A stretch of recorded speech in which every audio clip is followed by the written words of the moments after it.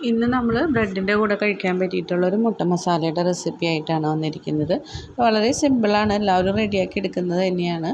അപ്പോൾ നമ്മുടെ വീട്ടിൽ ബ്രെഡ് വാങ്ങുന്ന സമയത്ത് ബ്രെഡ് മാത്രമായിട്ട് കൊടുത്താൽ കഴിക്കാൻ കൂട്ടാക്കില്ല. അപ്പോൾ ഇതുപോലെ മുട്ട മസാലയൊക്കെ റെഡിയാക്കി കൊടുക്കുകയാണെന്നുണ്ടെങ്കിൽ കുട്ടികൾ നല്ല ഇഷ്ടത്തോടുകൂടെ കഴിച്ചോളും.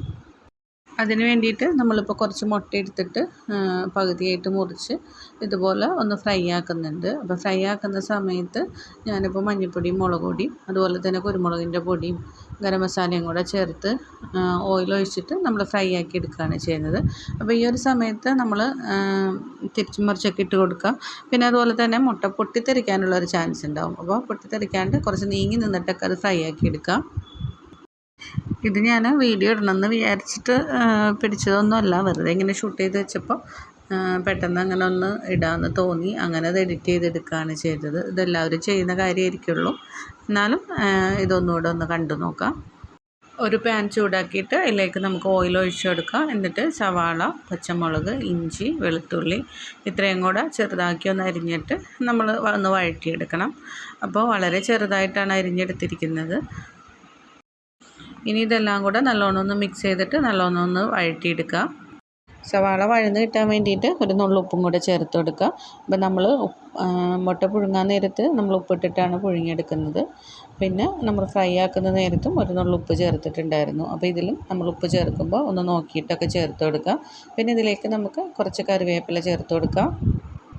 സവാള എല്ലാനും നല്ലോണം ഒന്ന് വഴന്ന് വരുന്ന ആ സമയത്ത് നമുക്കിതിലേക്ക് മല്ലിപ്പൊടി ചേർത്ത് കൊടുക്കണം. അതിൻ്റെ കൂടെ തന്നെ മുളക് പൊടി, മഞ്ഞൾപ്പൊടി, കുരുമുളകിൻ്റെ പൊടി, അതുപോലെ തന്നെ പെരുംജീരകത്തിൻ്റെ പൊടി, പിന്നെ കുറച്ച് ഗരം മസാല ഇത്രയും കൂടെ ചേർത്തിട്ട് നല്ലോണം ഒന്ന് മിക്സ് ചെയ്ത് കൊടുക്കുക. പൊടികളുടെയൊക്കെ പച്ചമണമൊക്കെ ഒന്ന് മാറിക്കഴിയുമ്പോൾ ഇതിലേക്ക് നമ്മൾ ഒരു 2 മീഡിയം സൈസിലുള്ള തക്കാളി ചെറുതാക്കി അരിഞ്ഞതും കൂടെ ചേർത്ത് കൊടുക്കാം. ഇനി ഇതെല്ലാം കൂടെ നല്ലോണം ഒന്ന് ചെറിയ തീയിക്കിടന്ന് ചൂടായി എണ്ണയൊക്കെ ഒന്ന് തെളിഞ്ഞ് വരണം. ഇനി നമ്മൾ മൂടി വെച്ചിട്ട് ചെറിയ തീയിലിട്ട് കുക്ക് ചെയ്തെടുക്കുകയാണ് ചെയ്യുന്നത്. അപ്പോൾ തക്കാളിയൊക്കെ നല്ലോണം വെന്തുടഞ്ഞ് മസാലയൊക്കെ നല്ലോണം അലിഞ്ഞ് വരണം. അപ്പോൾ എണ്ണയൊക്കെ നല്ലോണം ഒന്ന് തെളിഞ്ഞ് വരും. എണ്ണയൊക്കെ നല്ലോണം ഒന്ന് തെളിഞ്ഞ് വരുന്ന ആ ഒരു സമയത്ത് നമ്മളിതിലേക്ക് കുറച്ച് വെള്ളം ഒഴിച്ചു കൊടുക്കുക. വളരെ കുറച്ച് മാത്രം വെള്ളം മതിയാവും.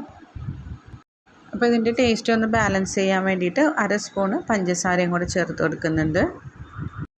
ഇനി ഇതെല്ലാം കൂടെ ചേർത്തിട്ട് നല്ലോണം ഒന്ന് മിക്സ് ചെയ്തെടുക്കാം. ഇപ്പോൾ മസാലയിലെ വെള്ളമൊക്കെ നല്ലോണം ഒന്ന് വറ്റി വന്നിട്ടുണ്ട്. അപ്പോൾ ഈ ഒരു സമയത്ത് നമ്മളിതിലേക്ക് ഫ്രൈ ആക്കി വെച്ചിരിക്കുന്ന മുട്ടയും കൂടെ ചേർത്ത് കൊടുക്കാം.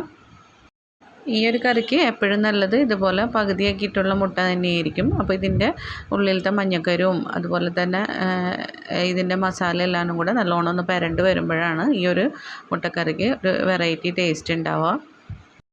ഒട്ടും വെള്ളമില്ലാതെ നല്ല ഡ്രൈ ആയിട്ടുള്ളൊരു മസാലക്കറിയാണിത്. അപ്പോൾ ഇത് ബ്രെഡിൻ്റെ കൂടെ വളരെ ടേസ്റ്റ് ആയിരിക്കുള്ളൂ, ചപ്പാത്തിയുടെ കൂടെ നല്ലതായിരിക്കുള്ളൂ. പിന്നെ ബ്രെഡിൻ്റെ കൂടെ ആകുമ്പോൾ ഒരുപാട് ഗ്രേവി ഒന്നും വേണ്ടല്ലോ നമുക്ക്. പിന്നെ ഇതിലേക്ക് നമ്മൾ കറിവേപ്പിലയും മല്ലിയിലയും ഒന്നും ചേർത്ത് കൊടുക്കുന്നില്ല, അതിന് പകരമായിട്ട് കസൂരി മേത്തിയാണ് ചേർത്ത് കൊടുക്കുന്നത്. അപ്പോൾ അതിൻ്റെ ഒരു ഫ്ലേവറും കൂടെ വരുമ്പോൾ ഒരു വെറൈറ്റി ടേസ്റ്റ് ആയിരിക്കുള്ളൂ. അപ്പോൾ ഇത്രയേ ഉള്ളൂ, നമ്മുടെ മസാലക്കറി ഇവിടെ റെഡിയാക്കിയിട്ടുണ്ട്. അപ്പോൾ ഇതിൻ്റെ കൂടെ കഴിക്കാനായിട്ട് ബ്രെഡ് ഞാനൊന്ന് ടോസ്റ്റ് ചെയ്തെടുക്കുന്നുണ്ട്. അതിന് വേണ്ടിയിട്ട് ഒരു പാൻ ചൂടാക്കി അതിലേക്ക് കുറച്ച് നെയ്യ് ഒഴിച്ചു കൊടുക്കുന്നുണ്ട്. എന്നിട്ട് ബ്രെഡ് തിരിച്ചും മറിച്ചൊക്കെ ഇട്ടിട്ട് ഒന്ന് മൊരിയിച്ചെടുക്കുക. അപ്പോൾ ഇത്രയേ ഉള്ളൂ, മടി പിടിച്ചിരിക്കുന്ന ദിവസങ്ങളിലൊക്കെ നമുക്ക് പെട്ടെന്ന് തയ്യാറാക്കി എടുക്കാൻ പറ്റിയിട്ടുള്ളത് ബ്രേക്ക്ഫാസ്റ്റും കൂടിയാണ്. വീഡിയോ എല്ലാവർക്കും ഇഷ്ടമായിട്ടുണ്ടാവുമെന്ന് വിചാരിക്കുന്നു. വീഡിയോ ഇഷ്ടമാവുകയാണെന്നുണ്ടെങ്കിൽ ലൈക്ക് ചെയ്യാനും കമൻറ്റ് ചെയ്യാനും ഷെയർ ചെയ്ത് സപ്പോർട്ട് ചെയ്യാനും മറക്കരുത്. അപ്പോൾ പുതിയ പുതിയ റെസിപ്പീസൊക്കെ ആയിട്ട് അടുത്ത വീഡിയോയിൽ നമുക്ക് വീണ്ടും കാണാം.